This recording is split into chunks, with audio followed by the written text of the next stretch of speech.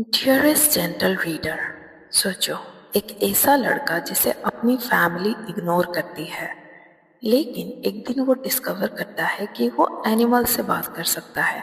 क्या एक कोइंसिडेंस था या मैजिक? 10 साल बीत चुके हैं और हैरी पॉटर की लाइफ अब भी उतनी ही डिफिकल्ट है। वो कबोर्ड के नीचे सोता है, एक छोटी सी जगह जहाँ ना प्रॉपर लाइट है ना ही कंफर्ट है।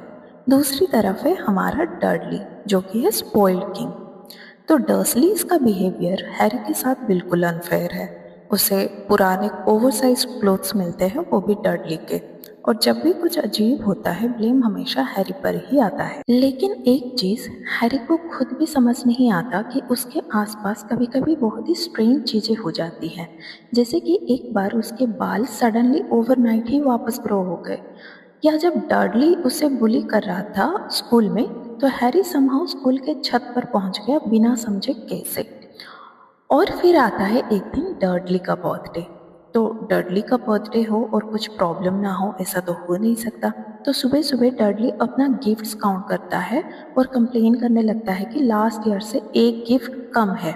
तो एंड पिटोनिया तुरंत ही उसे और गिफ्ट प्रॉमिस करती है, और हैरी क्वाइटली साइड में खड़ा होता है जैसे कि वो इस फैमिली का पार्ट ही नहीं है।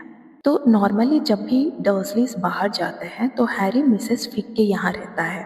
तो उस दिन भी मिसेस फिक के घर छोड़ दिया जाता, लेकिन इस बार वो अवेलेबल नहीं थी। तो इसीलिए डर्सली मजबूरी में हैरी को अपने साथ जू ले जाते हैं, और यहीं से हैरी की लाइफ का पहला रियल मैजिकल मोमेंट स्टार्ट होता है। तो जू के रिप्टाइल हाउस में हैरी एक बड़ा सा बोआ कंस्ट्रिक्टर के सामने रुकता है, जो कि एक सांप है, बहुत ही बड़ा। तो स्नेक एकदम बोर सा लग रहा होता है, जैसे वो अपने लाइफ से थक चुका हो। तो हैरी कैजुअली उससे बात करता है और शॉकिंगली स्नेक भी रिस्पॉन्ड करता है। हाँ, मतलब सांप भी हैरी के बात समझ रहा होता है। तो हैरी उससे पूछता है कि तुम कहाँ से हो?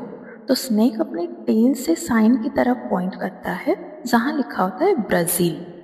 ये मोमेंट हैरी के लिए अनबिलीवेबल होता है। पहली बार उसे लगता है कि वो ट्रूली डिफरेंट है, जैसे उसके अंदर कुछ ऐसा है जो नॉर्मल नहीं है।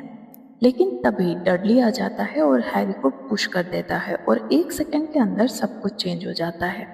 जो ग्लास स्नेक और लोगों के बीच में था वो सडनली वैनिश हो जाता है। स्नेक जो है वो फ्री हो जाता है और फ्लोर पर स्लीतर करता हुआ बाहर निकल जाता है, और पूरे जू में पैनिक मच जाती है। लोग चिल्लाने लगते हैं, डडली शॉक में गिर जाता है और हैरी खुद नहीं समझ पाता कि ये क्या हुआ। जाते जाते सांप जैसे हैरी को साइलेंटली थैंक यू कह रहा होता है, जैसे वो समझ गया है कि हैरी ने ही उसे फ्री किया है। लेकिन घर वापस आते ही रियलिटी वापस हिट करती है। डर्सलीज हैरी को ब्लेम करते हैं और उसे पनिशमेंट मिलती है, कबोर्ड में बंद कर दिया जाता है। लेकिन इस बार पनिशमेंट के बीच एक बड़ा चेंज हो चुका है। हैरी के अंदर एक सवाल जाग चुका है कि ये सब मेरे ही साथ क्यों होता है, और यही सवाल उसकी पूरी मैजिकल जर्नी का स्टार्ट बनने वाला है। पर क्या ये हैरी सच में एनिमल से बात कर सकता है, या ये सिर्फ एक एक्सीडेंट था? और अगर ये मैजिक है तो हैरी असल में कौन है?